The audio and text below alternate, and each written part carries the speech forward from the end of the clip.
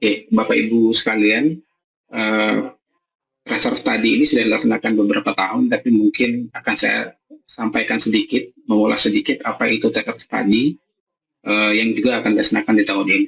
Jadi Tracer Study adalah studi penelusuran terhadap lulusan SMK untuk mengetahui status dan perjalanan mereka setelah lulus. Jadi ini untuk alumni Bapak Ibu ya. Yang dicatat di sini adalah apakah bekerja, berwirausaha, melanjutkan studi, atau masih mencari kerja.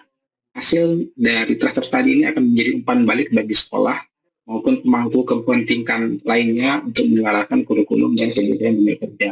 Jadi dalam grafik ini kita gambarkan ada lulusan dan misi Tracer Study, kemudian setelah data yang terkumpul diolah, maka kemudian hasil pengolahannya ini akan diberikan kembali sebagai dalam bentuk umpan balik ke sekolah maupun ke kurikulum. Nah, di platform Tracer Study ini ada 3 kelompok pengisi instrumen, masih sama dengan tahun kemarin ya. Yang pertama adalah, ini yang utama, lulusan adalah alumni SMK yang lulus pada tahun 2025, hanya yang lulus pada tahun 2025. Kemudian ada pengguna lulusan, dunia usaha dan dunia industri. Di sini pengguna lulusan itu ada atasan langsung dan studi secara umum. Jadi untuk tahun kemarin studi secara umum tidak dibuka, di tahun ini kembali dibuka. Dan yang tidak kalah penting adalah satuan pendidikan, di mana para alumni ini berasal ya, atau lulus dari sekolah tersebut ya. Nah,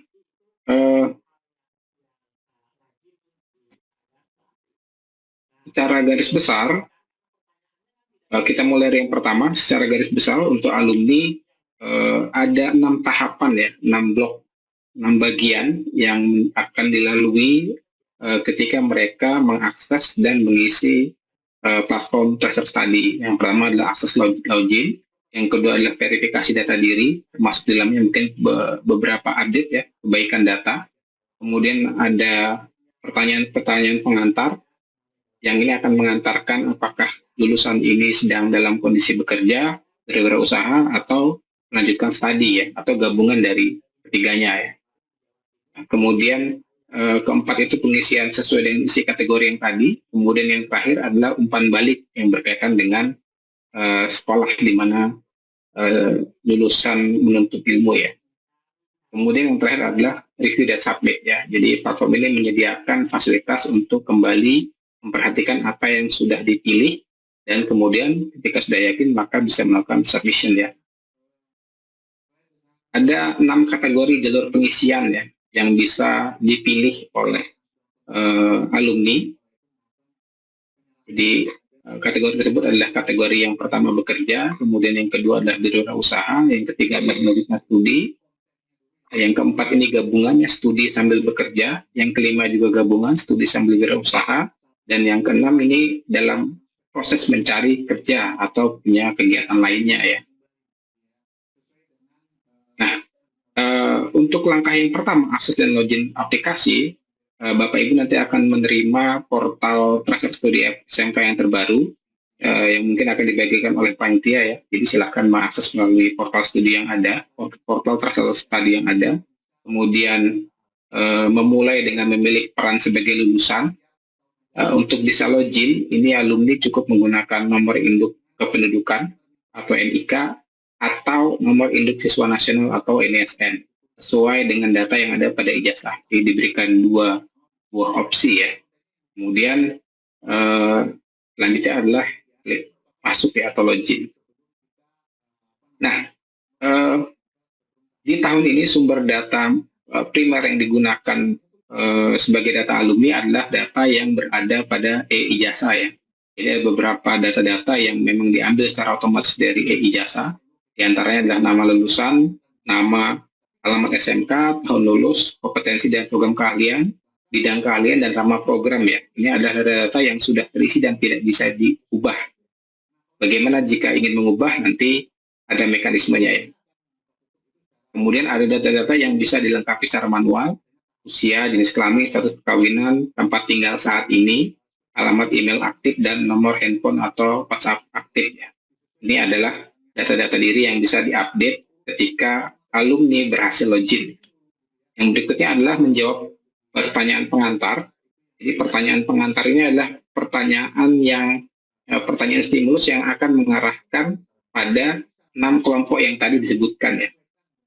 Nah, pertanyaan ini perlu dijawab untuk jujur dan apa adanya ya, karena ini akan mengantarkan pada bagian yang berbeda begitu ya. Jadi ada satu pertanyaan yang nanti secara otomatis akan mengantarkan apakah ada rangkaian pertanyaan ya, apakah berada di status bekerja atau berusaha atau yang lainnya begitu ya. Sehingga diharapkan alumni bisa menjawab dengan kondisi real ya, sesuai dengan kondisi yang ada. Kemudian klik lanjutkan. Ketika dilanjutkan nanti maka akan diantarkan pada blok yang sesuai dengan kategorinya. Kategori pertama tadi adalah bekerja ya. Ini fokus isiannya ada pada data pekerjaan, atasan, gaji, dan kesesuaian dengan SMK dengan estimasi waktu 8 menit ya. Kemudian kategori berikutnya adalah kategori berwirausaha. Fokus isiannya adalah pada data usaha, omset, pendapatan, dan tenaga kerja. Ini juga kurang lebih membutuhkan waktu selama 8 menit. Kemudian yang ketiga adalah melanjutkan studi, yang diisi ini hanya data perguruan tinggi dan program studi ya, sehingga memang waktu yang dibutuhkan kurang lebih mungkin hanya 5 menit ya. Kemudian D, ini studi bekerja atau studi wirausaha ya. Jadi D ini merangkum 2 blok tadi, studi plus bekerja atau studi plus wirausaha. Ini membutuhkan waktu kurang lebih 10 menit ya.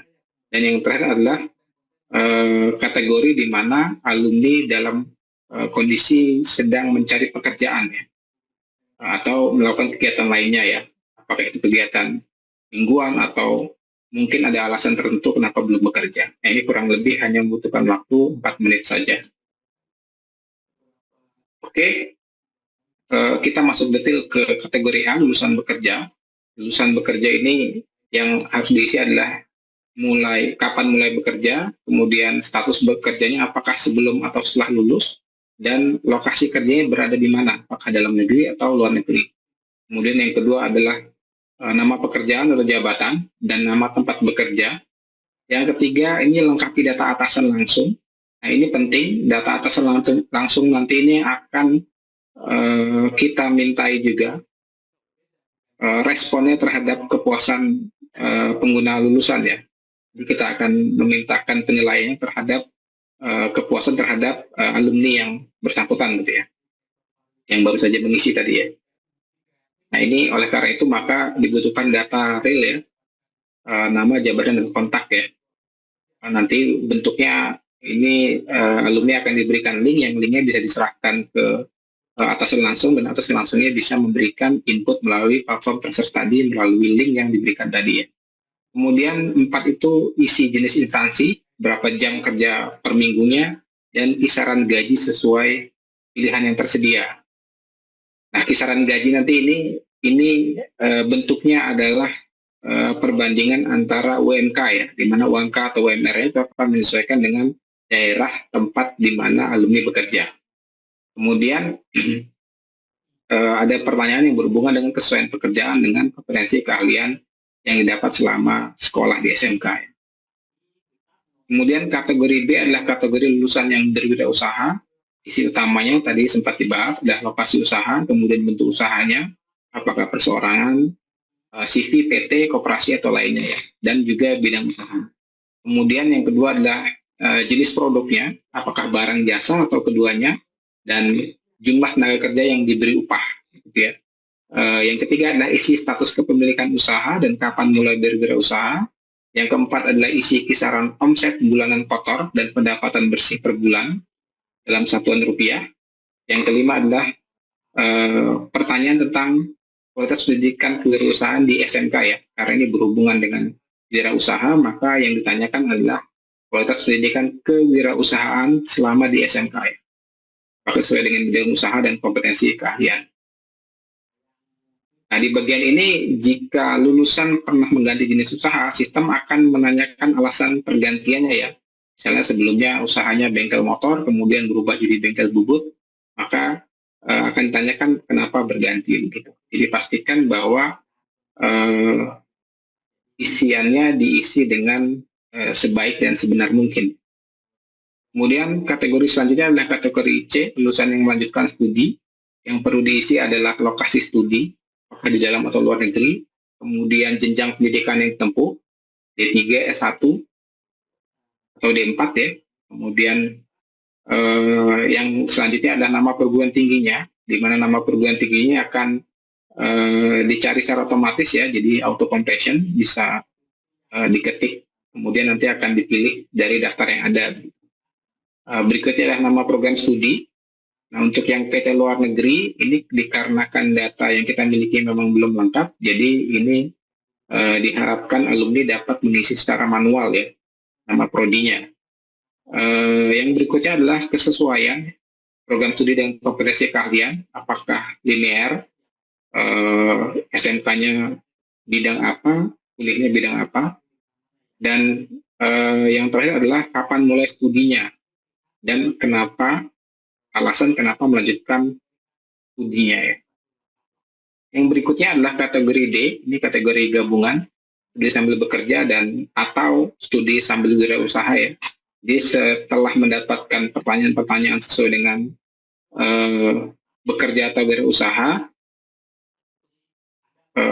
mohon maaf, setelah mendapatkan pertanyaan berhubungan dengan studi, maka berikutnya adalah ada pertanyaan-pertanyaan tambahan ya. Kalau dia masuk aktif, maka memasukkan NIM ya, hingga nanti akan terbaca pada sistem prediktif. Yang berikutnya adalah lengkapi data pekerjaan atau usahanya, seperti kategori yang tadi, kemudian alasan melanjutkan studi sambil bekerja atau berusaha, dan yang terakhir adalah jawab pertanyaan sesuai keseluruhan program studi ya, sama seperti tadi ya, antara program studi di SMK dan program studi di kampus di mana dia melanjutkan. Yang berikutnya adalah kategori E, ini kategori pencari pekerja atau yang sedang melakukan kegiatan lainnya ya. Ini diharapkan alumni dapat memilih kegiatan yang dilakukan selama seminggu terakhir ya. Ini opsi yang bisa dipilih lebih dari satu. Jadi mungkin ada beberapa hal yang dilakukan di minggu terakhir. Apakah sedang aktif mencari pekerja atau menyiapkan usaha, dan sudah berapa lama proses persiapannya dan apa alasannya ya. Jika tidak melakukan pekerjaan sama sekali, sistem juga akan tetap menanyakan alasan utamanya. Nah, ini kategori yang paling singkat ya, namun tetap penting ya, karena ini membantu nanti di analisis itu ya, membantu untuk memahami kenapa lulusan mengalami masalah baik untuk melanjutkan ke perguruan tinggi atau bekerja. Kemudian langkah yang kelima, ini adalah langkah terakhir ya, mengisi blok umpan balik ya. Blok umpan balik ini adalah blok yang akan diisi oleh alumni pada semua kategori. Jadi kategori yang tadi ada 6 kategori, semuanya tetap akan mengisi blok umpan balik. Blok umpan balik ini berisi pertanyaan tentang alasan memilih pendidikan SMK yang sudah dilalui, kemudian durasi dan kualitas takrim yang dijalani. Kemudian yang ketiga adalah kepemilikan sertifikat uji kompetensi jika ada. Kemudian nanti juga akan diminta untuk melengkapi jenis dan nama sertifikatnya, hanya jika ada. Kemudian yang terakhir adalah penilaian kualitas pendidikan SMK. Jadi ini pertanyaan akan menyesuaikan otomatis ya, apakah lulusannya tersebut dalam kategori bekerja atau berwirausaha ya. Jadi akan disesuaikan pertanyaan yang muncul. Oke. Nah, ini tips untuk pengisian data gaji dan pendapatan ya, gaji atau pendapatan. Bapak Ibu sekalian, gaji dan pendapatan ini memang sesuatu yang sensitif ya. Untuk alumni yang kondisinya bekerja, pembanding gaji adalah UMK atau UMP atau UMK ya, di lokasi kerja atau lokasi usaha ya. Jadi mungkinnya tidak terlalu sensitif ya, karena cukup memilih apakah dia berada di atas UMP atau UMK atau di bawah UMP atau UMK gitu ya. Jadi ada rentangnya yang bisa dipilih ya. Sedangkan untuk yang luar negeri ini memang harus dipilih dalam konversi rupiah ya, yang dituliskan di sini. Tapi bentuknya juga opsi ya. Nah, ini mohon disampaikan kepada alumni sekalian bahwa data ini tetap bersifat rahasia dan memang tetap rahasia. Ini hanya akan digunakan untuk kepentingan analisis pasar tadi dan tidak akan dipublikasikan secara umum ya. Jadi tidak perlu khawatir. semua yang ada di dalam ini tidak akan dipublikasi untuk kepentingan yang berbeda ya, hanya untuk kepentingan analisis tracer study. Jika ternyata lulusan ragu menjawab, ini bisa diarahkan untuk memilih kisaran yang paling mendekati ya. Jangan dikosongkan ya. Jadi mungkin ragu-ragu dipilih saja yang dekat dengan yang sesungguhnya. Jangan sampai dikosongkan.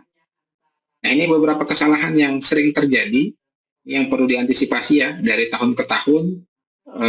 Ada beberapa hal yang memang harus diantisipasi meskipun tahun ini datanya berada pada data sumber ini didapatkan dari ijazah, tapi mungkin saja masih ada beberapa keliruan sehingga alumni atau Bapak Ibu sekalian mungkin tidak menemukan siswa yang alumni yang data alumni di sistem trust study ya. Mungkin tidak bisa login atau bagaimana ya. Nah, ini kesalahan umum yang sering terjadi adalah NIK dan NISN-nya salah ketik ya ketika login. Ketika NIK dan NISN-nya tidak salah ketik, bisa jadi mungkin data yang ada di ijazah yang tidak sinkron dengan NIK atau NISN yang ada ya. Jadi mohon dikoordinasikan nanti dengan data di ijazah ya. Mungkin nanti tim dari bagian ijazah yang akan menjelaskannya. Kemudian memilih kategori pertanyaan awal asal kliknya. Ini tadi ya, ketika memilihnya salah, maka otomatis blok pertanyaan yang akan diberikan selanjutnya itu juga akan salah. Tidak perlu khawatir karena ketika sudah memilih pertanyaan awal pun ya, ini siswanya ketika tidak yakin bisa kembali lagi ya. Mungkin hanya dari sisi waktu saja yang akan membutuhkan waktu lebih lama. Kemudian yang berikutnya adalah field kontak atasan kosong. Nah, ini ketika field kontak atasannya kosong, maka tidak bisa dikumpulkan ya, datanya tidak bisa dikumpulkan. Kemudian yang terakhir terburu-buru saat submit. Nah, ini juga sering terjadi. Jadi isi saja next, submit ya. Permasalahannya adalah ketika sudah disubmit, maka alumni tersebut tidak bisa lagi mereview atau mengubah ya. Karena saat ini tracer study ini hanya one shot ya, jadi satu kali dilakukan, selesai, maka tidak bisa lagi mengubah ya alumninya ya. Itu yang kemudian nanti akan jadi masalah ya terhadap kualitas data yang dikumpulkan. Jadi ini ya langkah 6-nya tadi, alumni bisa menggunakan tombol kembali untuk meninjau kembali apa yang sudah pernah diisikan, kemudian melihat ringkasannya mungkin ya, dan terakhir kalau sudah yakin baru diklik kirim atau submit ya. Nah, ketika semua jawaban yang sudah dipilih itu berhasil disimpan, nanti akan ada konfirmasi ya, laman konfirmasi pengisian berhasil ya. Ketika laman konfirmasi pengisian berhasil ini tidak ditemukan, ini berarti ada kemungkinannya adalah jawaban tidak tersimpan hingga belum tersimpan secara final maksudnya ya, sehingga siswa masih bisa kembali ya, dan ini akan sistem akan mencatat tidak selesai begitu ya. Jadi siswanya masih bisa mengubah-ubah. Ketika konfirmasi ini ada, pengisian berhasil, maka data dianggap final dan alumni tadi tidak bisa mengubah-ubah. Oke, sekarang kita masuk bagian verifikasi dan validasi lulusan ya. Meskipun tahun ini data yang kita ambil adalah data yang berasal dari ijazah, tapi namun demikian ya, kami menemukan ada beberapa anomali-anomali yang ada pada data alumni dari sekolah Bapak Ibu sekalian, di mana diantaranya ada yang duplikat ya, NISN yang duplikat, ada yang NIK duplikat, ada yang terduplikat dengan data alumni tahun sebelumnya ya, lulusan tahun sebelumnya, yang semua data-data yang anomali tersebut akan kita tandai sebagai data yang perlu diperbaiki dari sistem e-ijazah ya. Jadi dari sini kita di halaman verval ini ada perbaikan e-ijazah ya. Nah, ini hanya data-data yang bermasalah saja yang akan kita mark ya, yang akan kita tandai. Data-data yang kita anggap aman ini akan kita buat statusnya valid sehingga alumni bisa langsung mengisi ya. Jadi contoh ini misalnya ada 2 yang memerlukan perbaikan e-ijazah. Nah, kalau diklik datanya ini akan muncul ya data alumni terindikasi anomali ya, duplikat, tidak lengkap atau misinformasi. Tidak seperti tahun sebelumnya, proses perbaikan data alumni tidak bisa dilakukan secara langsung di platform tracer tadi, tapi hanya bisa dilakukan di platform e-ijazah ya. Silahkan diperbaiki di platform manajemen e-ijazah. Setelah diperbaiki datanya, kemudian Bapak Ibu bisa klik di di checkbox ini ya, setelah kolom nomor ini bisa diklik, kemudian klik tombol permohonan pembaruan data ya. Jadi ini dilakukan setelah proses perbaikan ijazah selesai, jangan sebelum. Nah, jadi ini akan ada konfirmasi. Jadi setelah dipilih, diklik, nanti alurnya dari tim admin akan memintakan update dari sistem e-ijazah ya, dari tim e-ijazah.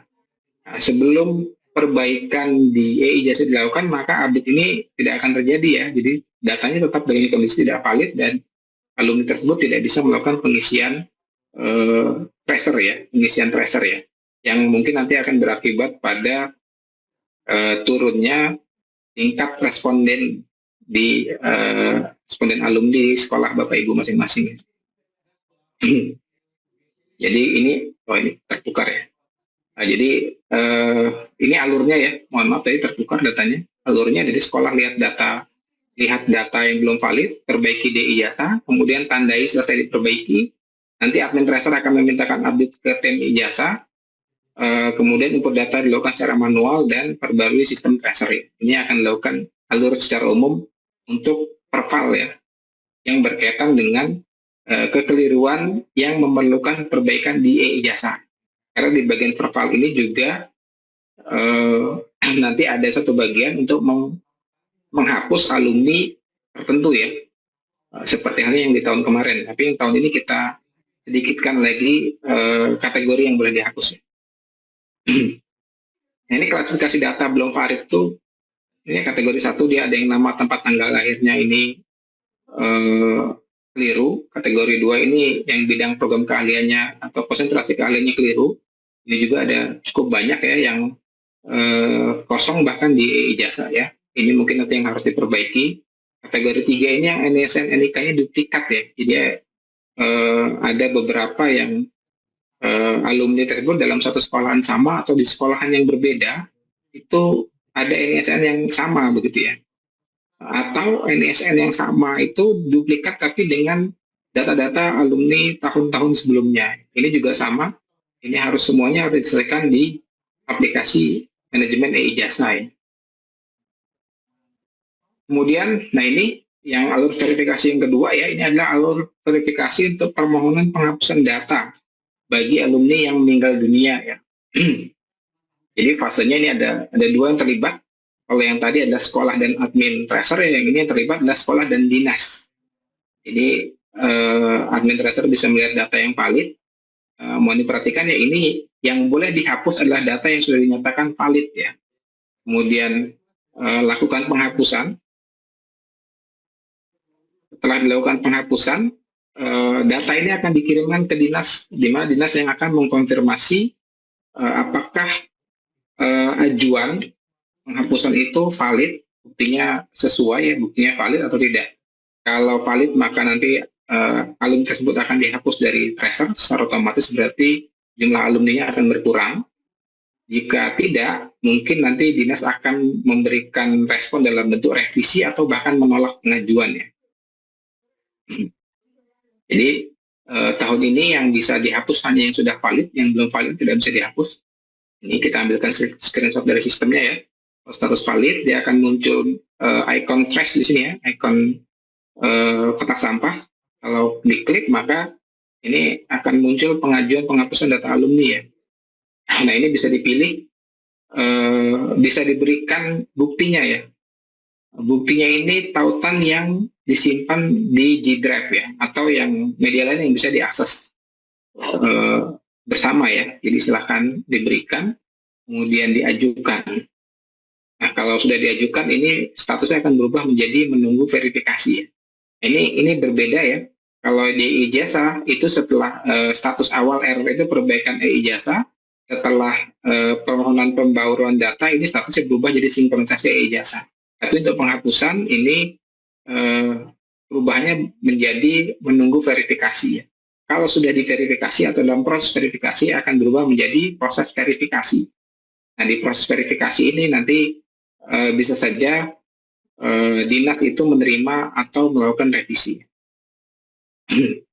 Nah, ini yang bagian sekolah ya. Contohnya kalau misalnya direvisi, dinasnya memberikan revisi, ada pesan revisi, dokumen bukti tidak dapat diakses, maka status profilnya akan berubah menjadi revisi koreksi, dan tombol aksinya ini bisa diklik untuk sekolah bisa melakukan perbaikan terkait dengan bukti pendukung ya. Jadi bisa jadi misalnya buktinya tidak bisa diakses, berarti ini harus diperbaiki. Nah, untuk dinas, eh, dinas ini bisa mengaksesnya melalui laman Verpal ya. Di laman Verpal nanti di dashboard Verpal ini sekolah-sekolah yang melakukan pengajuan penghapusan yang akan muncul di urutan-urutan yang awal ya, di terurut sekolah mana yang melakukan permohonan penghapusan. Kalau di sini contohnya di SMK Supentek ini melakukan pengajuan penghapusan. Ada dua ini ya yang prosesnya. Kemudian ini di tombol aksi kalau dipilih ini akan dibawakan ke laman sekolah dan kelihatan di sini ada dua ya. Nah, dari sini ini koreksinya berupa koreksi penghapusan, datanya disebutkan di sini, tautannya sudah diberikan, ini bisa diterima atau direvisi. Kalau direvisi harus melampirkan pesan revisinya, atau kalau ditolak maka akan dikembalikan ke dalam kondisi valid ya. Jadi kalau ditolak berarti penghapusannya gagal, alumni tersebut dinyatakan valid kembali dan tetap dihitung sebagai alumni ya. Kalau diterima, maka alumni tersebut akan di proses verifikasi akan selesai, alumninya akan dinyatakan dihapus dan tidak lagi menjadi penghitung jumlah alumni. Oke, saya kira itu yang saya bisa sampaikan.